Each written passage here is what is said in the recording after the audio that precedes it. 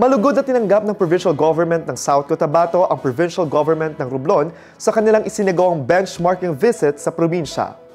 Ang kwentong angat ka sa lahat mula kay Jen Garcia.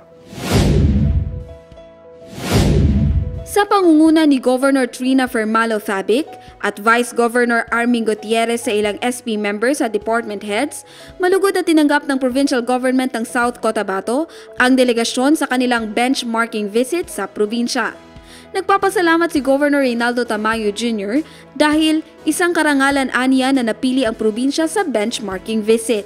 Ibinahagi ng provincial government ang kanilang mga programa tulad ng free hospitalization, free education at iba pang healthcare programs na nakakatulong sa mga residente ng probinsya.